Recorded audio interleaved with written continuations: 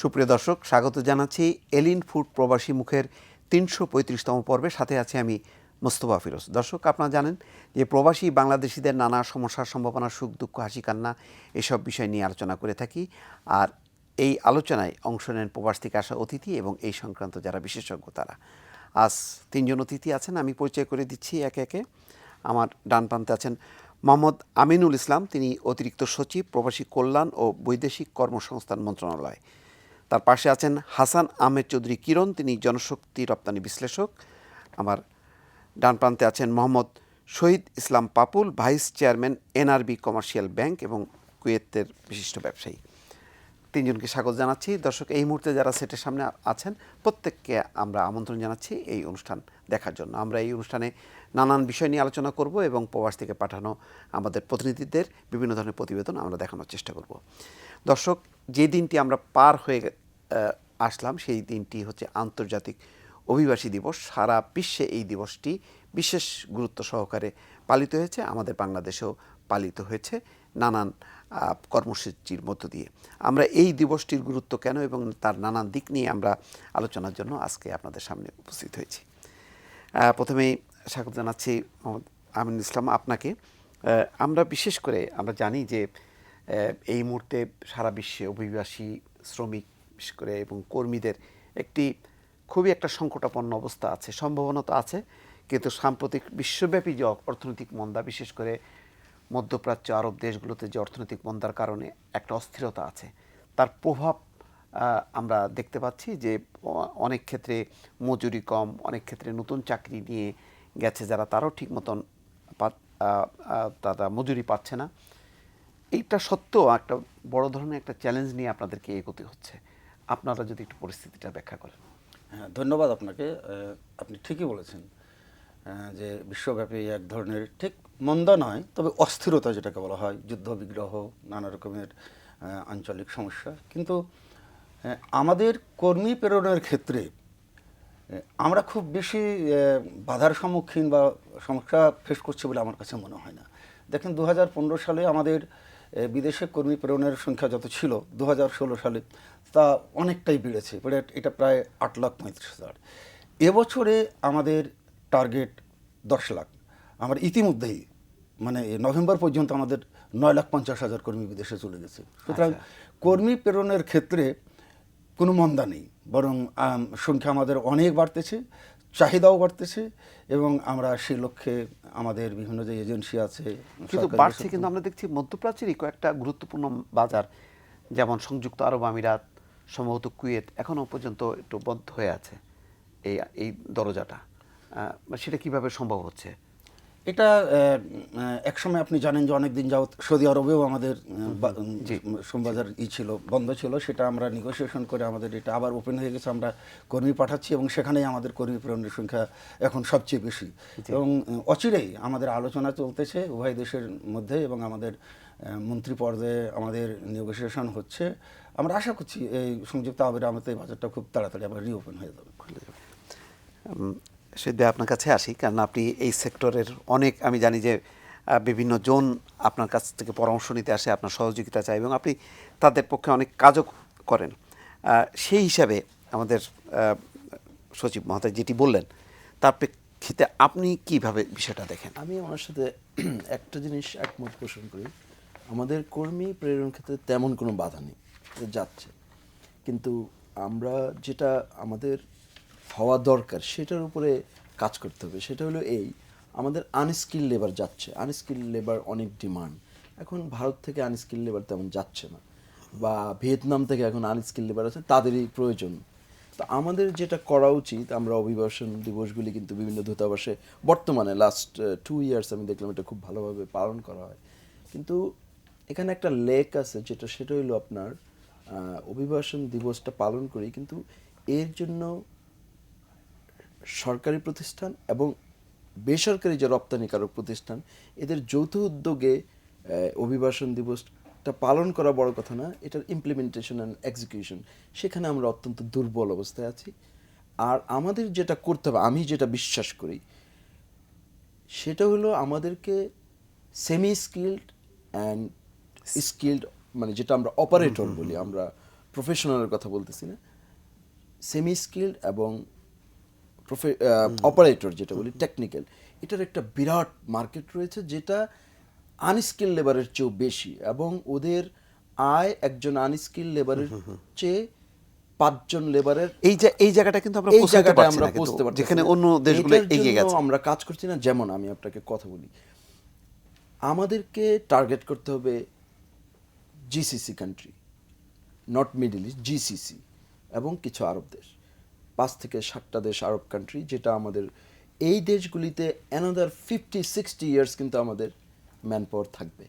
সেই জন্য আমাদেরকে কাছে এই দেশগুলি হচ্ছে oil rich country, oil industries, refineries and others, এবং এরা এই জিসিসি কান্ট্রির লোকরা কখনোই সেমি স্কিল জব বা অপারেটর জব বা এই জবগুলি করবে না। এখন আনস্কিল বলতে কোনো শব্দ নেই, সাধারণ লেবারও একজন স্কিল্ড হইতে হবে এখন, বিকজ দ্য টেকনোলজিস, ইভেন বাংলাদেশেও ডিজিটাল এরিয়া আসতেছে, টেকনোলজি ওখানে অনেক ডেভেলপ করেছে।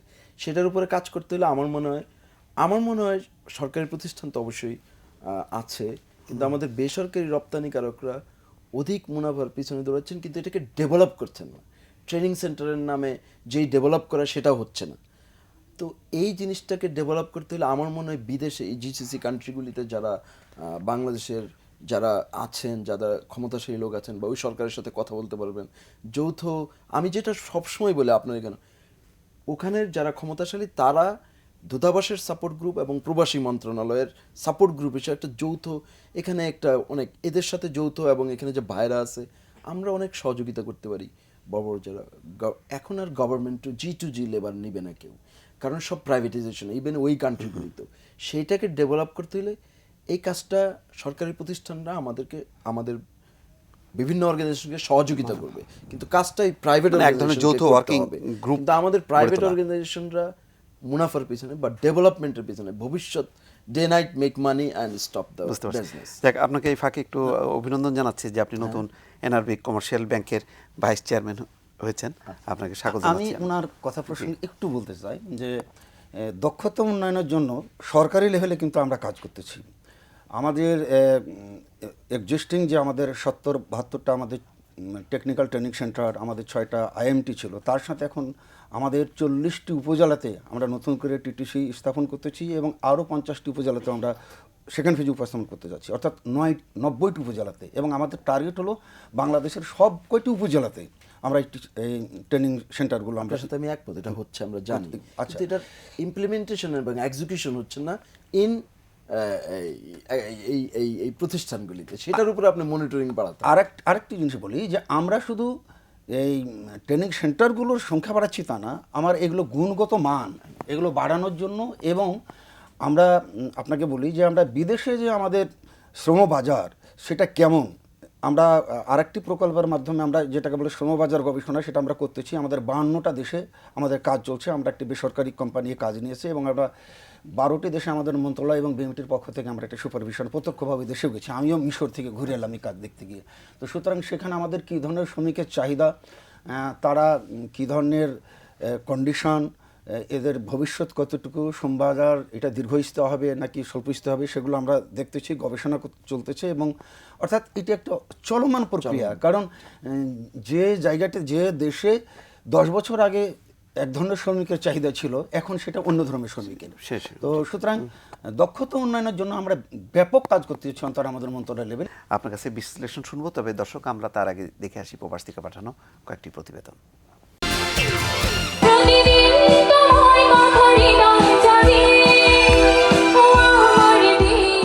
যথাযথ মর্যাদা ও উৎসাহ উদ্দীপনার মধ্য দিয়ে অস্ট্রেলিয়ায় উদযাপিত হয়েছে মহান বিজয় দিবস। এবছর অস্ট্রেলিয়ার সবকটি শহরে আলাদাভাবে এ উৎসবের আয়োজন করেন বাংলাদেশি সংগঠনগুলো। অস্ট্রেলিয়া জুড়ে লাল সবুজের সাজে যেন ফুটে ওঠে একখণ্ড বাংলাদেশ। বাঙালি অধ্যুষিত এলাকার দোকান, রাস্তা, এমনকি গাড়ির সামনে দেখা মেলে লাল সবুজের পতাকা।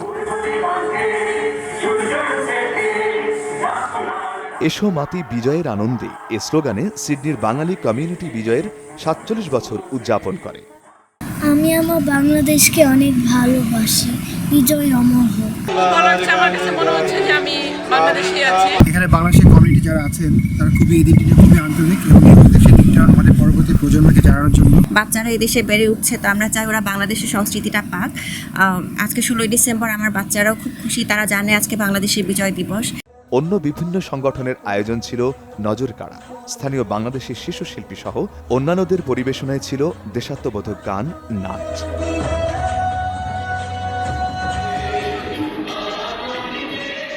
সাংস্কৃতিক পরিবেশনার পাশাপাশি মুক্তিযুদ্ধের উপর নির্মিত ডকুমেন্ট ও নাটক প্রদর্শিত হয় মেলবোর্নে। বাংলাদেশি জাতীয়তাবাদী বিশ্বাস ও প্রবাসে বেড়ে ওঠা নতুন প্রজন্মকে শেকড়ের টান অনুভব করতে এ ধরনের আয়োজনকে সাধুবাদ জানান বাংলাদেশি।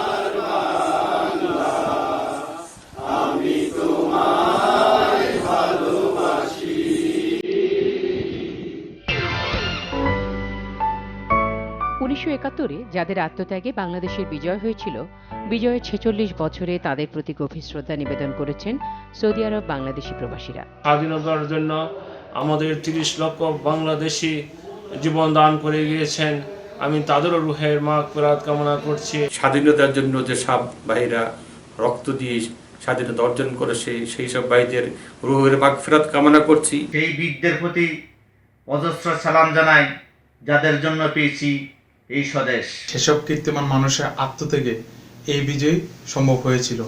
বিজয়ের দিনে তাদের প্রতি গভীর শ্রদ্ধা নিবেদন করছি। যারা মিত্রদের প্রতিহত করতে জীবন দিয়েছে, 30 লক্ষ শহীদ, 2 লক্ষ মা বোনের প্রতি আমি বিনম্র শ্রদ্ধা জানাচ্ছি। সেই শহীদদের স্মরণ করি, যাদের আত্মত্যাগের বিনিময়ে অর্জিত হয়েছে এই বাংলাদেশ। কীর্তিমান মানুষের আত্মত্যাগে এই বিজয় সম্ভব হয়েছিল। বিজয়ের দিনে তাদের প্রতি গভীর শ্রদ্ধা। নানা আয়োজনে শ্রদ্ধা ভরে স্মরণ করা হয় জাতির শ্রেষ্ঠ সন্তানদের।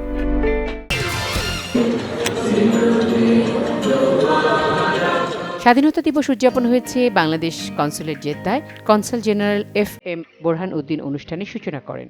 কনসুলেট প্রাঙ্গণে জাতীয় স্মৃতিসৌধ রেপ্লিকায় শ্রদ্ধা জানান বিভিন্ন রাজনৈতিক ও সামাজিক সংগঠনের নেতাকর্মীরা। দিবসটি উপলক্ষে আলোচনা সভায় রাষ্ট্রপতি, প্রধানমন্ত্রী, পররাষ্ট্রমন্ত্রী এবং পররাষ্ট্র প্রতিমন্ত্রীর বাণী পাঠ করেন consul general FM Borhan Uddin. শুভেচ্ছা বক্তব্যে স্বাধীনতার পটভূমি সহ বিভিন্ন দিক নিয়ে আলোচনা করেন তিনি।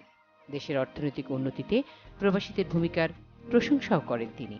পরে জাতির সুখ সমৃদ্ধি কামনায় দোয়া মোনাজাত করা হয়। দর্শক, আমরা দেখলাম কিরণ ভাই, আপনি শুনছিলেন দুজনের কাছ থেকে, ওনাদের বক্তব্যের প্রেক্ষিতে আপনার বিশ্লেষণটা কি, যে বর্তমান যে চ্যালেঞ্জটা এবং যে সংকটটা, এবং নিশ্চয়ই সংকটের মধ্যে সম্ভাবনাও আছে, সেই সম্ভাবনাটা কিভাবে এই সংকট থেকে বের হয়ে এসে আমরা সম্ভাবনার দিকে যেতে পারি, আপনার বিশ্লেষণটা কি? ঠিক আছে, আসলে আমরা কর্মী 9 লাখ 9.5 লাখ প্রেরণ করেছে, হয়তো আরও 50,000 এই বছরের মধ্যে প্রেরণ করব। আমরা অভিবাসন দিবস শেষ করলাম, আজকে সারাদিন ব্যাপী অনুষ্ঠান হলো। মাননীয় স্বরাষ্ট্রমন্ত্রী ছিলেন, প্রবাসী কল্যাণ মন্ত্রী ছিলেন, আমাদের এই প্রবাসী কল্যাণ মন্ত্রণালয়ের নবনিযুক্ত যিনি সচিব দায়িত্ব পালন করেছেন, অত্যন্ত ডাইনামিক ডক্টর নমিতা হালদার, তিনিও ছিলেন। তো আমি একটা কথা শুধুমাত্র এই অভিবাসন দিবসের যে কার্ডটি করা হয়েছে, সেই কার্ডটির মধ্যে একটা কথা লিখেছে, যে কথাটি সবার জানবার দরকার, সেটা হচ্ছে নিরাপদ অভিবাসন যেখানে, টেকসই উন্নয়ন সেখানে। এখন আমাদেরকে শুধু কর্মী প্রেরণ করলেই চলবে না, আমাদেরকে ভাবতে হবে সেই কর্মীটা প্রেরণ করার পরে সেই কর্মীটা তার বেতন ভাতা পাবে কিনা, তার হেলথ হাইজিন ঠিক থাকবে কিনা, সে কাজ শেষে দেশে ফিরে আসতে পারবে কিনা, এই সকল বিষয়গুলো কিন্তু আমাদের এখন ভাবতে হবে। আমরা শুধুমাত্র কর্মীকে প্রেরণ করে দিলে সেখানে হবে না। তো ওই কারণের জন্য এখন আমাদেরকে শুধুমাত্র ট্রেডিশনাল যে শ্রমবাজার যেটা বলা হয়, জিসিসি কান্ট্রি যেটা ভাই বললেন, অথবা আমাদের মিডল ইস্টের যে দেশগুলো সেগুলো হলো, এর উপর নির্ভরশীল হলে কিন্তু আমাদের চলবে না। আমাদেরকে ভাবতে হবে যে আমাদের নতুন নতুন শ্রমবাজার আমরা কীভাবে খুলতে পারি। এবং সেক্ষেত্রে আপনি দেখেন, আপনি জেনে থাকবেন যে ইতিমধ্যে রাশিয়ার একটা নতুন শ্রমবাজারের সম্ভাবনার কথা আমরা শুনেছি, এবং সরকারি পর্যায়ে 50 থেকে 55টি দেশের মধ্যে কিন্তু ইতিমধ্যে সার্ভে করা শুরু করেছে নতুন শ্রমবাজারের মধ্যে আমরা কীভাবে প্রবেশ করতে পারি। তো আমরা যতক্ষণ পর্যন্ত এই ট্রেডিশনাল শ্রমবাজার থেকে বেরিয়ে আসতে না পারবো, আপনি দেখেন সৌদি আরবের কাজের চাহিদাটা কি, তারা লেবার নেয় বা একটু আরেকটু বেশি হলে যদি আমরা মনে করি কিছু টেকনিশিয়ান নেয়, কিন্তু প্রফেশনাল নেই কিন্তু আজকের উন্নত দেশগুলো। সেখানে আপনার নার্স দরকার, সেখানে আপনার ডাক্তার দরকার, সেখানে আপনার আইটি সেক্টরের লোক দরকার। তো ওই জায়গাটাই কিন্তু আমাদেরকে এখন অ্যাড্রেস করতে হবে। আরেকটা বিষয় আজকে অভিবাসী দিবসের এই দিনে বলতেই হয়, সেটি হচ্ছে দেখেন, যারা অভিবাসীরা বিদেশে রয়েছে তাদের সাথে কিন্তু আমাদের এঙ্গেজমেন্টটা একেবারেই ভেরি পুয়ার। আজকে ভারতে দেখেন, ভারতে এনআরআই করা হয়েছে foundation, NRI foundation, Sushma Swaraj সেরা নেতৃত্ব দিচ্ছেন। এবং আজকের যারা বিদেশে বাংলাদেশিরা অবস্থান করছেন সেই দেশের নাগরিকত্ব নিয়ে, ভারতের সেই নাগরিকরা কিন্তু ভারতের জন্য কিছু করতে চায়, তারা অর্থ সহযোগিতা করছে, নানা রকমভাবে টেকনিক্যাল সহযোগিতা করছে। কিন্তু আমাদের অভিবাসী ভাইরা যারা এখন বিদেশে রয়েছেন, বিভিন্ন দেশে রয়েছেন, নাগরিকত্ব লাভ করেছেন, তাদের সাথে কিন্তু আমাদের সেই এঙ্গেজমেন্টটা কিন্তু নাই। তো আমি মনে করি আজকে অভিবাসী দিবসের এই দিনে আমাদের সরকার একটা উদ্যোগ গ্রহণ করবে যে প্রবাসী কল্যাণ মন্ত্রণালয়ের একটা উইং এটা বিষয়ে খোলা যেতে পারে, যেটি ভারতে ইতিমধ্যে তারা খুলেছে। তাহলে হয়তো বা আমাদের যে এনআরবি যারা রয়েছেন তাদের সম্মান দেখানো হবে, তাদের কাজকর্মের প্রতি আরও আমরা শ্রদ্ধা জানাতে পারবো। এটি গেল আরেকটি দিক। আর যেটি বলা হয়েছে যে আমাদের এখন কোনোভাবেই আর কোনো অদক্ষ কর্মী প্রেরণ করা ঠিক হবে না, সেটি তো একেবারেই সঠিক।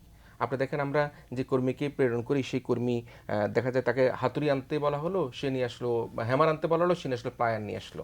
তাকে বলা হলো একটা অন্য জিনিস নিয়ে আসতে, সে তার কথা কমিউনিকেশনই বুঝলো না। তো এই অবস্থার প্রেক্ষাপটে আমাদেরকে এখন এই টেকসই যেটি উন্নয়নের জন্য আমাদেরকে কর্মীদের দক্ষতা বৃদ্ধি করতে হবে। আমরা কর্মীর চাহিদা অনুযায়ী খালি কর্মী প্রেরণ করে একটা কথা উনি যেটা বললেন যে এই যে সেমি স্কিল এবং স্কিলটা, এটা তো আমরা অনেক দিন থেকে আলোচনা করতেছি, এবং আপনারা বেসরকারি পর্যায়ে, সরকারি পর্যায়ে প্রচুর ট্রেনিং সেন্টারগুলো হচ্ছে, কিন্তু ঠিক ওই মানে আমরা পৌঁছাতে পারছি না কেন? এর মূল কারণটা হচ্ছে দেখেন পৃথিবীতে এখন যে টেকনিক্যাল চাহিদাটা যে চেঞ্জ হচ্ছে, এখন আমরা প্লাস্টার টাইলস শিখালে কিন্তু চলবে না, প্লাস্টার টাইলসের চাহিদা পৃথিবীতে আছে কিনা, এখন স্টিল স্ট্রাকচারের বিল্ডিং হচ্ছে, আমরা সেই বিল্ডিংয়ের প্রতি আমরা মনোযোগ দিতে পারছি কিনা, এখন ক্রেন দিয়ে সব কিছু তৈরি করা হচ্ছে, আপনি দেখবেন বিশাল বড় বড় ক্রেন 100-200 তলা পর্যন্ত সেখানে বিল্ডিং করে ফেলা হচ্ছে।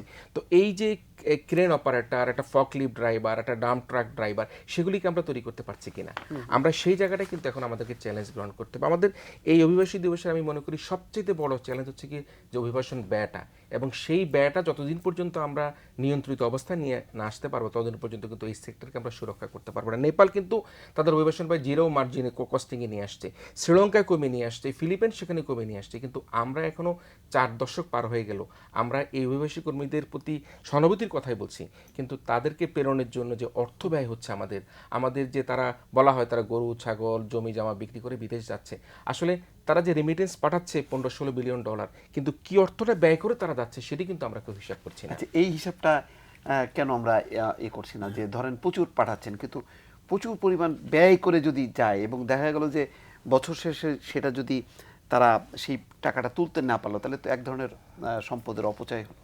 হ্যাঁ, ধন্যবাদ। আমি বলি, প্রথমে আমি স্কিলের কথাটি বলি যে আমাদের প্রথম দিকে কিন্তু 80-র দশকে আমাদের প্রায় 100 ভাগই আমাদের আনস্কিল লেবার যেত।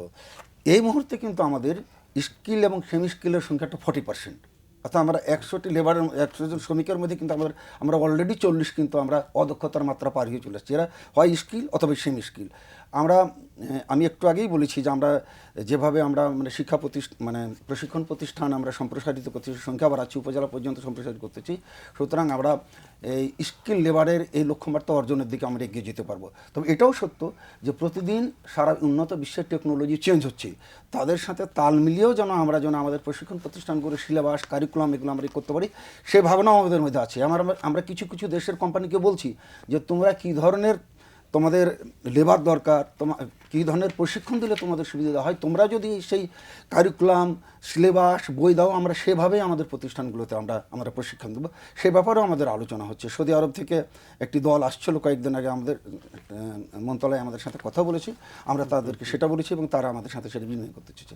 আরেকটা জিনিস যেটি হলো যে অভিবাসন ব্যয় কিন্তু আমরা প্রায় সৌদি আরব, মালয়েশিয়া সহ সিঙ্গাপুর সহ আমরা 16টা দেশের আমরা অভিবাসন ব্যয় কিন্তু মন্ত্রণালয়ের পক্ষ থেকে আমরা নির্ধারণ করে দিয়েছি যে এর বেশি কেউ নিতে পারবে না, এবং এর বাইরে যদি কেউ নেয় তাহলে তো সেটাই আইনগতভাবে অপরাধ হবে। 2013 সালের আমাদের যে অভিবাসন আইন আছে, এবং সে কেউ যদি অপরাধ তো করতেই পারে, এই আইন কেন অন্যান্য আইন ভঙ্গ করেও তো অপরাধ করতে পারে। সেরকম যদি কেউ আইন ভঙ্গ করে বেশি টাকা আদায় করে আমাদের কাছে কমপ্লেন যদি আসে বা আমরা যদি কোনোভাবে জানতে পারি, আমরা কিন্তু তাদের বিরুদ্ধে অ্যাকশান নেব।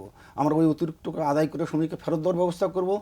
আমরা ওই যে এজেন্ট বা যে কোম্পানি সেটা তো করেন, কিন্তু আসলে কিন্তু সেই নিয়ন্ত্রণটা আপনাদের চেষ্টাটা আছে, কিন্তু অধিকাংশ ক্ষেত্রে কিন্তু সেইটা নিয়ন্ত্রণ করাটা সম্ভব হচ্ছে না। এটা হচ্ছে, হয়তো রাতারাতি আমরা 100% সফল হচ্ছে না, কিন্তু আমরা সাফল্যের দিকে ধীরে ধীরে এগিয়ে যাচ্ছি, আমরা অত্যন্ত আশাবাদী। আরেকটা জিনিস বলি যে আমরাও কিন্তু জিরো কস্টে আমরা অলরেডি শ্রমিক পাঠানো শুরু করেছি। আপনাদের জর্ডানে আমরা যে গার্মেন্টস কর্মীদেরকে পাঠাচ্ছি বইসেলের মাধ্যমে, সেটা কিন্তু জিরো কস্ট। G2G মালয়েশিয়া পাঠানো হয়েছে, প্রায় 12-13 কর্মী। আমরা কোরিয়াতে যে আমাদের দক্ষ শ্রমিকদেরকে পাঠাচ্ছি, এটা কিন্তু নামে মাত্র কষ্টে, শুধুমাত্র হয়তো তাদের মেডিকেল জীবন কষ্ট।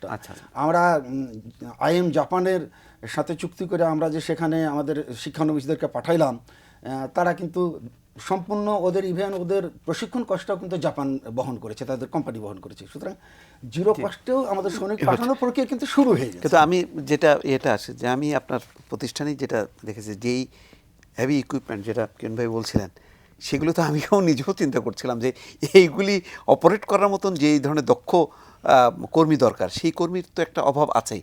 নিশ্চয়ই আপনি প্রতিষ্ঠান চালাতে যে সেটা অনুভব করেন। আমার মনে নতুন বাজার প্লাস যেই বাজারগুলো স্থায়িত্ব আছে সেগুলো হলো ইউরোপ মার্কেটটা আমাদের একটু ডিফিকাল্ট, অনেক সময়ের দরকার হবে। এখন আমাদের বর্তমানে আমরা যদি জিসিসি কান্ট্রি বা রাশিয়া এই কান্ট্রিগুলিকে যদি আমরা টার্গেট করি, আমি তো অনেক দেশে যাই, আমাদের 5 to 10% মেবি সেমি স্কিল যাচ্ছে, এটা বাস্তবতা। 90% আমাদের আনস্কিল যাচ্ছে, তাও অসুবিধা নেই।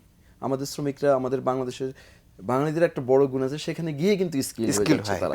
ভারতে যে ট্রেনিং অর্গানাইজেশনগুলি আছে, তারা যে কোনো স্কিল লেবারের ব্যাপারে বা semi skill must be certified by the Lloyd or ISO, আলাদা প্রতিষ্ঠান, তারা সার্টিফিকেট দেয়। ওই সার্টিফিকেটটা বিদেশে অ্যাকসেপ্টেড, সে সরাসরি যেতে পারে। এই জন্য ভারত থেকে আমাদের চেয়ে দ্বিগুণ বেতন দিয়ে তারা নিচ্ছে।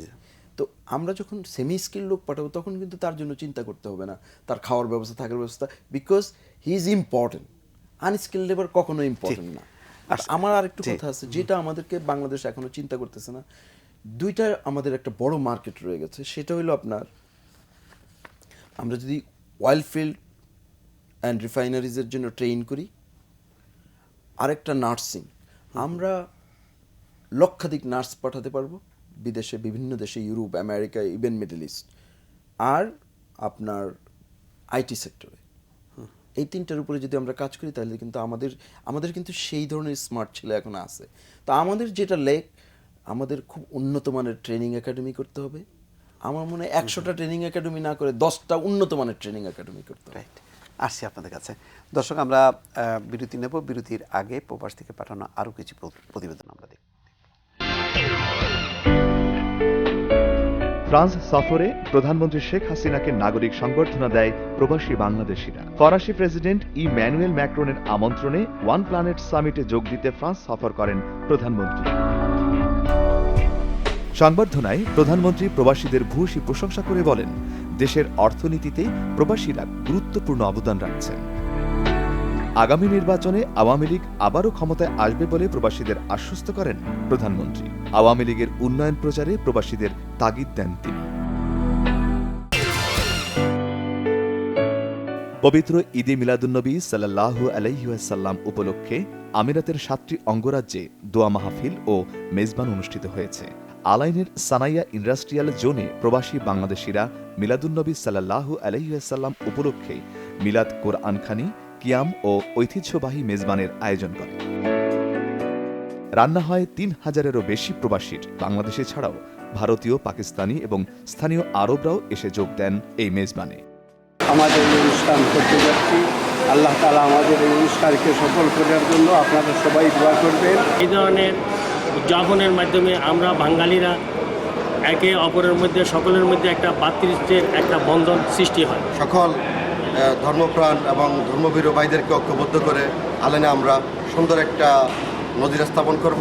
আমরা পালন করে থাকি। আমরা প্রবাসীরা সম্পূর্ণভাবে দল বল নির্বিশেষে আমরা সবাইকে দাওয়াত করি। আমরা যেভাবে সবার সহযোগিতা পেয়েছি, আগামীতে এইরকম সহযোগিতা পাবো। আর মা মাটি মানুষ থেকে দূরে থাকা প্রবাসীরাও বিদেশ বিভুঁয়ে ছোট বাংলাদেশ পেয়ে আনন্দে মাতেন কিছুক্ষণ। বাণিজ্যিক নগরী সানাইয়াতে আজকের এই অনুষ্ঠান সফল হোক। আমি 20 বছর ধরে কাজ করি। আমার অনেক ভালো লাগছে। ইনশাআল্লাহ আমরা আগামীতেও যতদিন দেশে আছি বা দেশে আয়োজন সফল করতে পেরে খুশি আয়োজকরাও। প্রবাসীর মাটিতে এই ধরনের মেজবান আয়োজনের মাধ্যমে প্রবাসীদের মধ্যে একটা সদ্ভাব সৃষ্টি হবে, ভ্রাতৃত্ববোধ সৃষ্টি হবে এবং এরই মাধ্যমে তারা একটি শক্তিশালী কমিউনিটি হিসেবে এখানে গড়ে উঠবে। জাহাঙ্গীর কবির বাপ্পি, বাংলা মিশন, আলাইন, সংযুক্ত আরব আমিরাত। নানা আয়োজনে বিজয়ের 46তম বার্ষিকী উদযাপন করেছে বাংলাদেশ। পিছিয়ে ছিলেন না প্রবাসীরাও। বিজয় উদযাপনে সৌদি আরবের জেদ্দায় প্রীতি ফুটবল ব্যাচের আয়োজন করে প্রবাসী হবিগঞ্জবাসী। জেলার বানিয়াচং ও চুনারুঘাটের মধ্যে অনুষ্ঠিত খেলা দেখতে ভিড় করেন প্রবাসী বাংলাদেশিরা। এই উদ্যোগ আশা করি কিছুটা সময়ের জন্য হলো মানুষের মধ্যে যে হতাশার তৈরি হয়েছে, হতাশার সৃষ্টি হয়েছে, সেই হতাশা থেকে মানুষ মুক্ত হবে। একটি বিশাল আয়োজন আমরা উপভোগ করতে এসেছি, অত্যন্ত ভালো লেগেছে। প্রবাসের মাটিতে একখণ্ড বাংলাদেশ, অনেক দর্শক, উপচে পড়া বীর দর্শকের। এলাকার লোকজন খেলাধুলায় এত উৎসাহী, এটা দেখে আমার খুব ভালো লাগছে। আমি সবাইকে বিজয় দিবসের এই দিনে সবাইকে অভিনন্দন। সম্পর্কে সামনে রেখে বিজয়ের এই মাসে আমরা বানিয়াচং বনাম সোনারুঘাট ফুটবল টুর্নামেন্ট আজ আয়োজন করতে যাচ্ছি। সবাইকে ধন্যবাদ। ফুটবল খেলার আয়োজন করছে, তারা দেখে আমরা বেশ আনন্দিত। আমরা মুরব্বীরা যারা আছি সবাই তার সাথে একটু সহযোগিতা করা, তারাও আনন্দ পাই। এই খেলা দেখে আমি সেই দেশের শিশুকালে চলে গিয়েছিলাম। আসলে আজকের এই আয়োজক যারা করেছেন তাদেরকে ধন্যবাদ। এই যে আনন্দটা করছি, খুবই আনন্দ উপভোগ, সবাই খেলা খুব সুন্দর খেলা চলছে। খেলাধুলার পরাজয় আছে, সব আমরা মেনে নেব। ধন্যবাদ। কোনো সমস্যা এলে সমাধান করার মতো কমিটি আছে, সবাই মিলিতভাবে সমাধান করা হবে। ভবিষ্যতে যেন আমরা সর্বদলীয়ভাবে আমরা সৌদি আরবে যেভাবে আমরা একসাথে মিলেমিশে কাজ করতেছি, দেশও আমরা এরকম সুন্দর শান্তি পরিবেশ চাই। প্রবাস জীবনে শত ব্যস্ততার পরও এমন আয়োজন উপভোগ করতে পেরে খুশি তারা। স্মরণ করেন স্বাধীনতার সূর্য সন্তানদের। অনুষ্ঠানে আসা সকল দর্শকরা আশা প্রকাশ করেন আগামী দিনে এই জেলার ঐতিহ্যকে তুলে ধরে ফুটবলকে সারা বিশ্বে ছড়িয়ে দেবে এই অঞ্চলের মানুষজন। Mohammad Sohel Rana, Bangla Vision, Jeddah, Saudi Arab. বিজয় দিবস উপলক্ষে প্রীতি ফুটবল টুর্নামেন্টের আয়োজন করে সৌদি আরব পূর্বাঞ্চলীয় প্রদেশ আল হাসা বাংলাদেশ কমিউনিটি। টুর্নামেন্ট উদ্বোধন করেন আল হাসার বিশিষ্ট ব্যবসায়ী ও রাজনৈতিক ব্যক্তিত্ব শফিকুল ইসলাম শফিক। কমিউনিটি নেতা নিয়ামুল কবিরের সভাপতিত্বে এতে বক্তব্য রাখেন শফিউল্লাহ বাচ্চু, আব্দুল আজিজ বাহার, দিদারুল ইসলাম মহিউদ্দিন, আনোয়ার হোসেন সহ অন্যরা। এ সময় তারা দেশের বিমানবন্দরে প্রবাসীদের হয়রানি বন্ধের আহ্বান জানান। খেলায় অংশ নেন সোনার বাংলা একাদশ ও মোতালেব একাদশ। সোনার বাংলা একাদশ 4-1 গোলে মোতালেব একাদশকে পরাজিত করে। পরে খেলোয়াড়দের মাঝে পুরস্কার বিতরণ করা হয়। দর্শক দেখলেন, আমরা এই পর্যায়ে একটা বিরতি নিচ্ছি, ফিরছি সঙ্গেই থাকুন।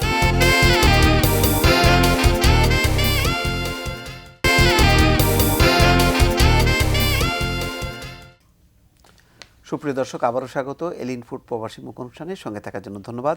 আমাদের আজকের অতিথি মোহাম্মদ আমিনুল ইসলাম, অতিরিক্ত সচিব, প্রবাসী কল্যাণ ও বৈদেশিক কর্মসংস্থান মন্ত্রণালয়, হাসান আহমেদ চৌধুরী কিরণ, জনশক্তি রপ্তানি বিশ্লেষক, এবং Mohammad Shahid Islam Papul, vice chairman NRB commercial bank.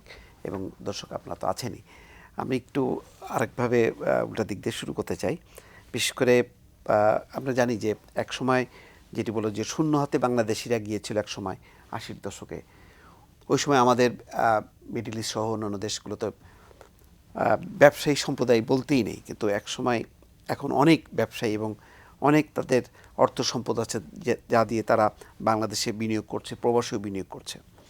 ব্যাংকের কথাও চিন্তা করা যায়নি আজকে থেকে 15-20 বছর আগে। এখন এনআরবি ব্যাংকই হয়েছে 2 থেকে 3টা, আপনি ভাইস চেয়ারম্যান হয়েছেন। এই এনআরবি ব্যাংকের মধ্য দিয়ে প্রবাসীদের এই যে কল্যাণের কথা আমরা যেটা চিন্তা করি, এটার একটা বিশেষত্ব কি আছে? আমরা, এটা একটা ভালো কথা বলেছেন, আমরা অলরেডি আমাদের গতকালকে একটা বোর্ড মিটিং ছিল, সেখানে আমরা চিন্তা করছি এনআরবি প্রোডাক্ট নামে বা এনআরবিদেরকে কীভাবে সহযোগিতা, তাদেরকে কীভাবে আকৃষ্ট করা যায়। এবং আরেকটা জিনিস আমরা খুব চিন্তা করতেছি, এটা আমার মনে হয় আমাদের মন্ত্রণালয়ের সহযোগিতা দরকার বা ওনাদের মতো লোকদের দরকার। সেটা হয়েছে কি, আমাদের স্পেশালি জিসিসি কান্ট্রি এবং মালয়েশিয়া, সিঙ্গাপুরে যারা যাচ্ছে, ইউরোপ এক্সেপ্ট ইউরোপ, এই লোকগুলো যে টাকা পাঠাচ্ছে, এই টাকাগুলো ওদের কংক্রিটে বিল্ডিং করে এই করে চলে যায়, সে কিন্তু আবার যেখান থেকে গেছে সেখানেই ফিরে আসে, কারণ তার একটা কন্ট্রাক্ট 5 বছর 10 বছর পরে। এদেরকে কিভাবে ছোট ছোট গ্রুপ প্রজেক্ট করা যায়, NRB bank product, NRB bank এবং মন্ত্রণালয় এবং ওনাদের মতো যারা বিশ্লেষকদের সাথে এনআরবি প্রোডাক্ট নামে, কারণ এরা কিন্তু লাস্টে এই টাকাটা ইনভেস্টমেন্টে যাচ্ছে না, যাচ্ছে আপনার গ্রামের মধ্যে একটা বাড়ি করছে, বিল্ডিং করছে, এটা কোনো কাজে লাগে, আবার সে কিন্তু ওই বাড়িটা বিক্রি করে দেবে কিছুদিন পরে। জমি বিক্রি করে গেছে আবার বাড়ি। কিন্তু একটা বড় বিষয় হচ্ছে যে আমাদের আমরা ধারণা এনআরবি ছিল ব্যাংক চিন্তা করছি, এনআরবি প্রোডাক্ট নামে। আচ্ছা, আমরা এনআরবিদেরকে কিভাবে একটা বড় সমস্যা হচ্ছে যে আমাদের যে রেমিটেন্সের ক্ষেত্রে হুন্ডি একটা বড় প্রতিবন্ধকতা। এই ব্যাংকগুলোর তেমন বিশেষ কার্যক্রম আমরা দেখি না যে এই হুন্ডির থেকে আস্তে আস্তে এই ব্যাংকগুলোর মধ্য দিয়ে রেমিটেন্সটা আসবে।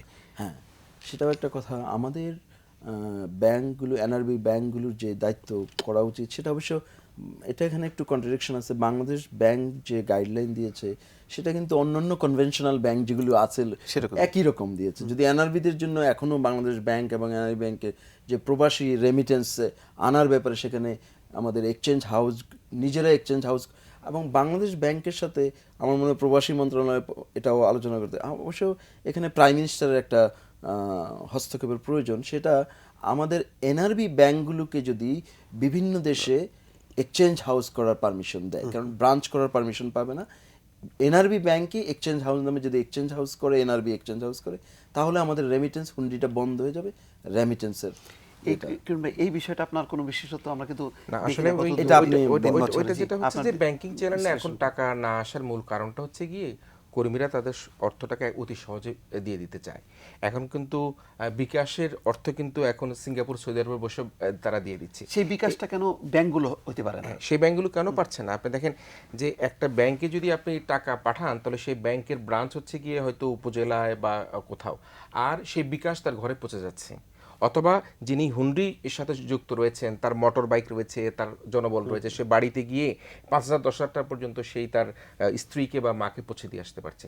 তো ওই সার্ভিসটা এনশিওর করা কিন্তু এখনো সরকারি পর্যায়ে সম্ভব না। হচ্ছে না। একটা জিনিস করেছে আমাদের বর্তমান প্রধানমন্ত্রী, সেটা এজেন্ট ব্যাংকিং। এখন কিন্তু প্রতিটা ইউনিয়নে এজেন্ট ব্যাংকিং সিস্টেম হয়েছে এবং প্রত্যেকটা ব্যাংকের এজেন্ট ব্যাংকিং। আমি আপনাকে বলি, এটার সাথে আমি যেহেতু বিভিন্ন দেশে যাই, আমি একটু ক্লিয়ার করতে চাই, যেহেতু আপনি বিশ্লেষক, আপনার জানা উচিত। রেমিটেন্স হাউসগুলো যেগুলো আছে বিদেশে, এইগুলি একটা বাংলাদেশের ওনার না, এরা হয় Indians, Pakistani, mostly Indians and Pakistani owner এই এক্সচেঞ্জ হাউসগুলো। আমাদের বাংলাদেশের কোনো এক্সচেঞ্জ হাউস, এই জন্য হুন্ডি হচ্ছে। এবং হুন্ডির পিছনে বাংলাদেশের মানুষ এতটা জড়িত না যতটা ভারত এবং পাকিস্তানের লোকরা এক্সচেঞ্জ হাউসের নামে হুন্ডি করছে। এটা কিন্তু আপনাকে বাস্তবতা। তা তো নিশ্চয়ই, সেই জন্য কি করতে হবে, তবে তিনটি আছে ট্রাস্টের জায়গা, বাংলাদেশি মালিকানা তিনটা আছে। ট্রাস্টের জায়গা নেই। ট্রাস্টের জায়গাটা কোথায়? যে আমার কর্মীরা টাকাটা পাঠাচ্ছে ওদের মাধ্যমে, আমার কর্মী তো এডুকেটেড না, দে ডোন্ট আন্ডারস্ট্যান্ড। তো শুনেন, সেটা করতে হবে আমাদের এনআরবি ব্যাংক যেহেতু আছে, এখন ওরা জানে 3টা এনআরবি ব্যাংক বা অন্যান্য ব্যাংক, আমাদের একই নামে যদি আমরা এক্সচেঞ্জ হাউস করতে পারি, না সেক্ষেত্রে এনআরবি ব্যাংক তো একেবারে নতুন প্রজন্মের ব্যাংক। বিদেশ থেকে কিন্তু বিকাশের মাধ্যমে টাকা পাঠাতে পারবে না। না, সিঙ্গাপুরে আমি নিজে দেখেছি পাঠায়, মালয়েশিয়াতে নিজে দেখেছি, আমি নিজে দেখেছি সেটাই হুন্ডি। সেখানে টং দোকানে বসে, সেখানে ফোনের সিম কার্ড বিক্রি করে, আবার সেখানে বাংলাদেশি টাকা পাঠাতে কত টাকা লেখা আছে। সুতরাং যে জিনিসটা বলছেন নিশ্চয়ই এনআরবি ব্যাংক ভালো করবে, এটা নতুন প্রজন্মের ব্যাংক ভালো করা উচিত। আমাদের তো পূর্বের ব্যাংকগুলি তো অনেক ক্ষেত্রে আমরা মনে করি ফেল করেছে, তারা তো সেভাবে সার্ভিস দিতে পারেনি।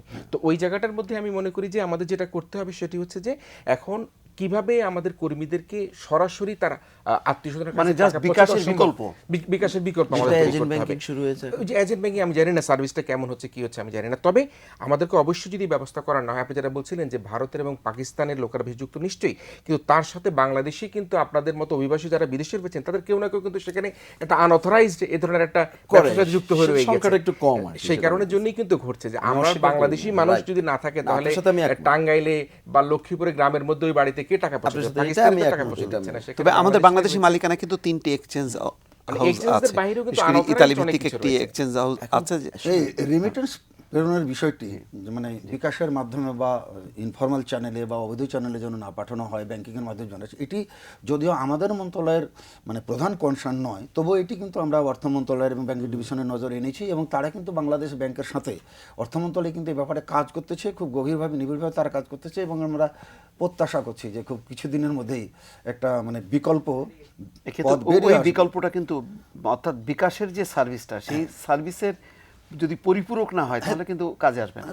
তার পরিপূরক তো হতেই হবে, কারণ যদি যারা টাকা পাঠাচ্ছে বিদেশ থেকে তাদের যদি রেট যদি ব্যাংকিংয়ের মাধ্যমে পাঠানোর ক্ষেত্রে রেট যদি হাই হয়, অথবা তারা যদি দ্রুত সময়ের মাধ্যমে যদি টাকা আত্মীয় স্বজনের কাছে পাঠাইতে না পারে, অথবা গ্রাসরুট লেভেল পর্যন্ত যদি ব্যাংকিং ফ্যাসিলিটি না পৌঁছে, তাহলে তো হবে না। ক্ষেত্রে আমাদের প্রবাসীরা আমাদের অনুষ্ঠানে করেন, প্রবাসীরা দূতাবাস থেকে সেই ধরনের সার্ভিসটা পায় না। আরেকটা বিষয়, বিশেষ করে আমাদের বিমানবন্দরে হয়রানির কথাটা উল্লেখ করে, আরেকটা হচ্ছে লাশ আসার ক্ষেত্রে একটা দীর্ঘসূত্রতা এবং জটিলতা। এই তিনটা সমস্যার কথা কিন্তু তারা বারবার অ্যাড্রেস করে। এই তিনটা যদিও পুরনো সমস্যা, এগুলো আমাদের নলেজে আছে এবং আমরা আমার মনে হয় আগের চেয়ে অবস্থার অনেক উন্নতি হয়েছে। আমি লাশ আনয়নের ক্ষেত্রে এগুলো আমরা যখনই দূতাবাস কোনো খবর পাই তাদের কাছে যে অমুক জায়গাতে কোনো একজন কর্মী মারা গেছে, যেভাবেই উনি মারা যায়, এটি সাথে সাথে সে লাশ পাঠানোর মানে উদ্যোগ গ্রহণ করা হয়। কারণ হলো যে লাশ পাঠানোর ক্ষেত্রে দূতাবাসকে তো নিজস্ব টাকা খরচ করা লাগবে না, কারণ আমাদের তো একটি ওয়েজার্নাস ওয়েলফেয়ার বোর্ড আছে। ইভেন যারা আনডকুমেন্টেড লেবার বলা হয় বা যেটাকে আমরা অবৈধ শ্রমিক বলতে চাই না, অবৈধ অভিবাসী বলতে চাই না, কিন্তু বলা হয় যাদেরকে, তাদের লাশ বাংলাদেশে আনার ক্ষেত্রেও কিন্তু আমাদের নলেজে আসলে বা আমাদের সাহায্য আমরা কিন্তু সেই লাশ পরিবহনের সে টাকাটা আমরা কিন্তু দিই। সুতরাং সেক্ষেত্রে না, সেখানে আমাদের একটা জিনিস আমি আপনাকে ইনফরমেশন করতে চাই, একটা ল আছে, যেই অর্গানাইজেশন যেই মালিকানাধীনের থাকবে সেই কর্মী, সে বৈধ হোক অথবা অবৈধ হোক, যার নামে রেজিস্টার্ড থাকবে, সেখানে কিন্তু রেজিস্টার্ড কার নামে, সে তার সমস্ত খরচ বহন দিতে বাধ্য। এটা দূতাবাস কিন্তু তাকে বাধ্য করতে পারে সেই মালিককে না, কিন্তু সেই জায়গাটা সেটা অবশ্যই আইনত বাইরেও করছে। আমরা সরকার যেটা করছে একজন মানুষ মারা গেছে, সুতরাং আইনত এই দায়িত্ব কার, এই অপেক্ষা না করে কিন্তু আমরা আমাদের মাধ্যমে আমরা কিন্তু সে লাশ আনার ব্যবস্থা করি। আমরা যেহেতু লাশ আনার ব্যবস্থা করছি, কিন্তু আমার মনে হয় তাহলে যদি আমরা সেই মালিককে আমরা কন্টিনিউ বাধ্য করতে হবে, এই কারণ কি এই সিস্টেমটা আমরা যদি কন্টিনিউ এটা করে যাই, তাহলে ওই মালিক কিন্তু পার পেয়ে যাচ্ছে। এবং এটা আমি একটু অ্যাড করি, যেটি বলা হয় যে একটা আনঅথরাইজড কর্মী যখন হয়, অনিবন্ধিত কর্মী যদি থাকে, হইলেও সে দিতে পারে না, তাহলে সে তো কোথায় তার আইডেন্টিটি নাই, না, তার আইডেন্টিটি আছে, সে তো কোথাও কাজ করছে না, ধরেন সে কন্ট্রাক্টে কাজ করছে, তার আইডেন্টিটি আছে, আপনি স্পন্সর, তার এই আইডেন্টিটি তার আছে, সে তো ইলিগ্যাল হয়ে গেছে, তার ইলিগ্যাল হলেও সে দিতে বাধ্য। 3 বছর আগে ইলিগ্যাল হয়ে গেছে, 4 বছর আগে ইলিগ্যাল হয়ে গেছে, ওখানে ল হলো সেই ইলিগ্যাল হয়ে যদি পুলিশ তাকে অ্যারেস্ট করে বা মারা যায়, এই সমস্ত খরচ সে এমপ্লয়ার দিবে, অথবা তাকে যদি না করে, যদি এটা কমপ্লেইন করে, তাকে ব্ল্যাকলিস্ট করা হয়, আর কোনো লোক নিতে পারবে না। এই জিনিসগুলো আমাদেরকে জানতে হবে, এর ইমপ্লিমেন্ট করতে হবে। এর বাইরেও যেটি বলবার চেষ্টা করা হয়েছে, হ্যাঁ, সেটা করে সেটা বলেছে, সেটা হচ্ছে যে ওই অপেক্ষায় থাকে না সরকার, তার লাশ আনবার জন্য সর্বোত্তম ব্যবস্থা তারা গ্রহণ করে থাকে। ইভেন এয়ারপোর্টে আমি একটু মনে করিয়ে দিই, এয়ারপোর্টে কিন্তু 30,000 টাকা দেওয়া হয়, 35,000 টাকা দেওয়া হয়, এবং এই ব্যাপারে অনেক উন্নত হয়েছে, ভেরি গুড সার্ভিস, সাহায্য করা হয়। এয়ারপোর্টে 3 লক্ষ টাকা দেওয়া হয়। এয়ারপোর্টে নাজেহাল এবং হয়রানির বিষয়টা কিন্তু এয়ারপোর্টে দেখেন আমাদের ওখানে আমাদের হেল্প ডেস্ক আছে, আমাদের প্রায় অফিসের মতো, এবং আমাদের 5টা ডেস্কে তাদেরকে হেল্প করা হয় যাওয়ার সময়। যেমন ওদের স্মার্ট কার্ডটা দেখে দেওয়া হয়, ওর পাসপোর্ট, অন্যান্য কাগজপত্র, যাতে কোনো দালাল ওখানে গিয়ে বা অন্য লোক হাতে নিয়ে যায়, ভাই দেখি আপনার কী কী কাগজ আছে, দেখি তো একটু বলে ওর কাছ থেকে নিয়ে যদি উধাও হয়ে যায়, পরে দেখা গেলো সে যেতে পারলো না, তারে বলা হলো যে তুমি 5 লাখ টাকা দিয়ে আমার সে অমুক জায়গায় দেখা করো, নাহলে কাগজপত্র দেবো না। এই ধরনের ঘটনাগুলো অতীতে ঘটেছে, কিন্তু এখন তো ঘটছে না, কারণ এয়ারপোর্টে কিন্তু আমাদের জনবল যথেষ্ট জনবল এখন, এবং 24 ঘন্টা এটা রাউন্ড দি ক্লক আমরা এটা মাঝে মাঝেই পরিদর্শন করি। যেটি এয়ারপোর্টে অভিযোগ আমাদের কাছে 2-1 জন আমাদের ব্রিফিংয়ের সেশনে আমাদের কাছে 2-1 জন বলেছে, সেটি হলো যে তাদের ফেরার সময়, যাওয়ার সময় তেমন কোনো নাই, হয়রানি এখন নেই, ফেরার সময় তাদের যে লাগেজটা, বলে যে অনেক সময় তারা লাগেজটা 1-1.5 ঘন্টার মধ্যে পায় না, কোনো সময় 5-6 ঘন্টা লেগে যায়, বা কারো লাগেজের হয়তো চেন কাটা বা তালাটা খোলা, এরকম 2-1টা অভিযোগ আমরা মানে 2-1 জন আমাদের কাছে করেছে, এবং সেটি আমাদের আলোচনার সময় করেছে। কিন্তু সুনির্দিষ্টভাবে আমি অন্তত লিমন্তলে জয়েন করার পর এখন পর্যন্ত আমাদের কাছে এই ধরনের কোনো কমপ্লেইন আসেনি। আরেকটা বিষয় আসে, বিশেষ করে আপনি জানেন যে আফ্রিকার বিভিন্ন দেশে আমাদের কিন্তু বেশ এখন ভালো জনশক্তি আছে সেখানে। আফ্রিকার হয়তো বৈধ তার ভিসা আছে, পাসপোর্ট আছে, সবই ঠিক আছে, যাওয়ার সময় তাকে বলে যে না, এটা আফ্রিকায় তো আমাদের লোক নাই, তাকে করা হয়, এবং তারপরে টাকার বিনিময়ে ইমিগ্রেশন পার হতে হয়। এবং একটা অবৈধ ইমিগ্রেশনের আরেকটি হয় যে এক ধরনের পাচার, যে তার ভিসা পাসপোর্ট সবই আছে কিন্তু খুব সন্দেহজনক, সেটাকে আরেকটা রুট দিয়ে তাকে পার করা হয়, এবং সেটাও অর্থের বিনিময়ে হচ্ছে। এবং এতে কিন্তু আমাদের দেশের ভাবমূর্তিটা ক্ষুণ্ণ হচ্ছে, কারণ সে যখন নাকি অন্য দেশে যাচ্ছে, ইন্ডিয়াতে নিয়ে যাচ্ছে, বোম্বে হয়ে তাকে আফ্রিকার লিবিয়া টিপ, এই সমস্ত জটিল জায়গাগুলোতে, সেগুলি সবই কিন্তু আমাদের এয়ারপোর্ট থেকে পার হচ্ছে। এই বিষয়গুলো আপনাদের নজরে আছে? না, এগুলো কিছু কিছু তো আমাদের কাছে কমপ্লেন আসে এবং আমরা কনসার্ন অথরিটি, ওখানে পুলিশ আছে, আপনি জানেন যে ওখানে ম্যাজিস্ট্রেট আছে, তিনি এই মুহূর্তে খুবই তৎপর, এবং আমাদের হেল্প ডেস্কের লোকেরাও আছে। তারপরেও মাঝে মাঝে এ ধরনের কিছু কমপ্লেন আসে, আমরা প্রতিরোধমূলক ব্যবস্থা নিই, কখনো কখনো প্রতিকারমূলক ব্যবস্থা নিই। জি, আপনি দেখেন যে একজন কর্মী যদি জানে যে তাকে এখন এখান থেকে থাইল্যান্ড হয়ে আবার দুবাই হয়ে তাকে লিবিয়া নিয়ে যাবে, হি নোজ দ্যাট আমি এই ধরনের একটা খুব কঠিন পথ পাড়ি দিচ্ছি, সে জানে, কিন্তু তাকে তার স্বপ্ন সে ইটালি যাবে, লিবিয়ার সাগর পাড়ি দিয়ে ইটালি যাবে। তো আমাদের কর্মীদের যে প্রতারিত হবার যে ইচ্ছা নিজেরা মনে মনে রাখে, সেই ইচ্ছাটাও কিন্তু কর্মীদের দূর করতে হবে। এবং এই ইচ্ছাটাকে বা এই দুর্বাসনা, এটাকে দূর করার জন্যই কিন্তু আমরা এই যে আপনার মাস অ্যাওয়ারনেস, জনসচেতনতা বৃদ্ধিমূলক যে আমরা প্রকল্প, আমি একটু আগে উল্লেখ করেছি যে আমাদের একটি প্রকল্পই আছে 50 কোটি টাকা, যেটি চলমান শুধু এইটার জন্য। তাছাড়া আমাদের জেলা লেভেলে আমাদের অফিস আছে, আমাদের প্রশিক্ষণ প্রতিষ্ঠান আছে, জেলা প্রশাসনকে সেন্সিটাইজ করা হয়েছে, উপজেলা অ্যাডমিনিস্ট্রেশনকে সেন্সিটাইজ করা হচ্ছে, এটি ব্যাপক প্রচারণা চালানোর জন্য, এবং এই প্রচারণা চলতেছে। আমি মনে করি প্রবাসী কল্যাণ মন্ত্রণালয় এখন সবচেয়ে হাই টাইম একটা পার করছে। এই বছরই সবচেয়ে বেশি কর্মী যাচ্ছে, আমরা মনে করি আগামী বছর আরো বেশি কর্মী যাবে। আমরা শুধু প্রত্যাশা করব শুধুমাত্র এইটুকু, যাতে আমাদের কর্মীদের সুরক্ষা করে, যেটি সচিব মহোদয় বারবার বলছেন, ডক্টর নমিতা হালদার, যে আমরা কর্মীকে প্রেরণ করব যদি সেখানে টেকসই ব্যবস্থাপনা থাকে, আমরা যত্রতত্র কর্মী প্রেরণ করব। এটি হচ্ছে আমাদের মোটো। একটা কথা স্বীকার করতে হবে আমাদেরকে, বর্তমানে প্রবাসী মন্ত্রণালয়, প্রবাসী মন্ত্রী এবং কিছু কিছু দূতাবাস অত্যন্ত জনবান্ধব, এবং এই কাজগুলি হোক মানে অ্যাক্টিভ, এটার জন্য আমরা ধন্যবাদ জানাচ্ছি। আমরা অনেক পরামর্শ শুনলাম, ইতিবাচক বিষয় শুনলাম। আমরা সবসময় সংকট নিয়ে আলোচনা করি। মোহাম্মদ আমিনুল ইসলাম, হাসান আহমেদ চৌধুরী কিরণ এবং মোহাম্মদ শহীদ ইসলাম পাপুল, তিনজনকেই ধন্যবাদ জানাচ্ছি। দর্শক, অবশ্যই আমরা এগিয়ে যেতে চাই।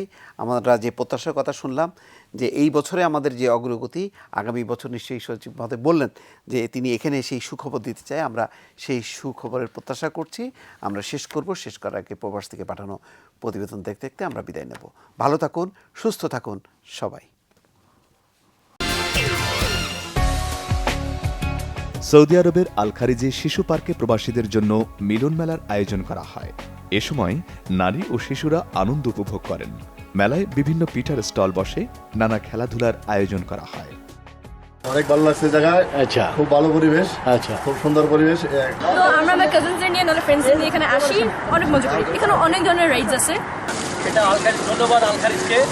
আমরা এখন পুরো পাশ থেকে বিদায় নিচ্ছি। আমরা রোগী দেখার পাশাপাশি এই বিভিন্ন সামাজিক অনুষ্ঠানে যখন সুযোগ হয় তখন সার্বিকভাবে আমাদের শহীদ আঙ্কেল এবং আমার বড় মেয়ে মৌসুমী, পাশাপাশি আমার মেজো দিদি রত্নাপু, আমাদের একটা সুন্দর শীতের।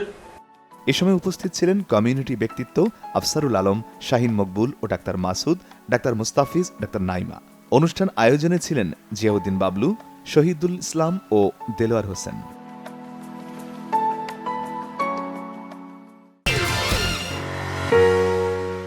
বঙ্গবন্ধুর ৭ই মার্চের ভাষণকে ইউনেস্কো সম্প্রতি বিশ্ব প্রামাণ্য ঐতিহ্য ঘোষণা করায় বাংলাদেশ দূতাবাস মাস্কটের আয়োজনে ওমান দূতাবাসের সামনে সংক্ষিপ্ত আলোচনা ও বিজয় র্যালির আয়োজন করা হয়। অনুষ্ঠানে প্রধান অতিথি ছিলেন বিমান ও পর্যটন মন্ত্রী রাশেদ খান মেনন। স্কুলের অভিভাবক সহ প্রবাসীরা আনন্দ র্যালিতে অংশ নেয়। বাংলাদেশ দূতাবাসের পক্ষ থেকে মন্ত্রী মহোদয়কে আন্তরিকভাবে ধন্যবাদ জানাচ্ছি। আমাদের এই অনুষ্ঠান ওনার উপস্থিতিতে আরো অনেক বেশি আলোকিত, আরো অনেক বেশি উজ্জ্বল হয়েছে। 1971 সালের এই মাসে বিভিন্ন রণাঙ্গন থেকে আমরা শুনতে পাচ্ছিলাম বিজয়ের দামামা। সম্প্রতি জাতির জনক বঙ্গবন্ধু শেখ মুজিবুর রহমানের ঐতিহাসিক ৭ই মার্চের ভাষণটি ইউনেস্কো ওয়ার্ল্ড হেরিটেজের অন্তর্ভুক্ত করা উপলক্ষে এই বিদ্যালয়ে এক মনোযোগ শোভাযাত্রার আয়োজন করা হয়। বাংলাদেশ স্কুল মাস্কেট প্রায় 1700 বাচ্চা নিয়ে এখন প্রতিষ্ঠিত আছে এবং ধীরে ধীরে অগ্রগতির দিকে চলে যাচ্ছে। আয়োজনে উপস্থিত ছিলেন রাষ্ট্রদূত গোলাম সরোয়ার, দূতাবাসের কাউন্সিলর আবুল হাসান মৃধা, শ্রম কাউন্সিলর জাহিদ আহমেদ, শ্রম সচিব আবু সাইদ, স্কুলের চেয়ারম্যান সাবিনা আক্তার মজুমদার, স্কুলের অধ্যক্ষ মেজর অবসরপ্রাপ্ত নাসির উদ্দিন, এছাড়াও বিভিন্ন প্রবাসী সংগঠন ও কমিউনিটি নেতারা উপস্থিত ছিলেন। বিজয় দিবস উপলক্ষে ফ্রান্স প্রবাসী বরিশালবাসীদের উদ্যোগে আলোচনা সভা, প্রীতিভোজ ও সাংস্কৃতিক অনুষ্ঠান হয়েছে। অনুষ্ঠানে শহীদদের স্মরণে 1 মিনিট নীরবতা পালন করা হয়।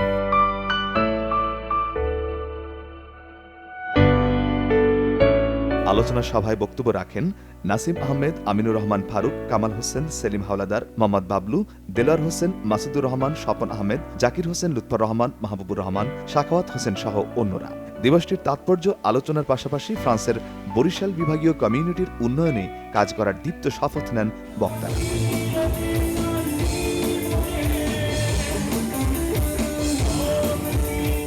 পরে সাংস্কৃতিক অনুষ্ঠান ও প্রীতিভোজ হয়।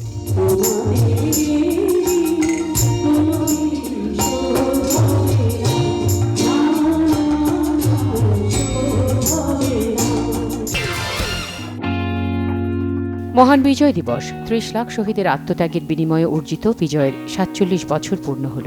মুক্তির জয়গানে মুখর কৃতজ্ঞ বাঙালি জাতি শ্রদ্ধাবনত চিত্তে প্রবাসীরা স্মরণ করছে জাতির শ্রেষ্ঠ সন্তান সে অকুতভয় বীরদের, যাদের আত্মত্যাগের বিনিময়ে অর্জিত হয়েছে এ বিজয়।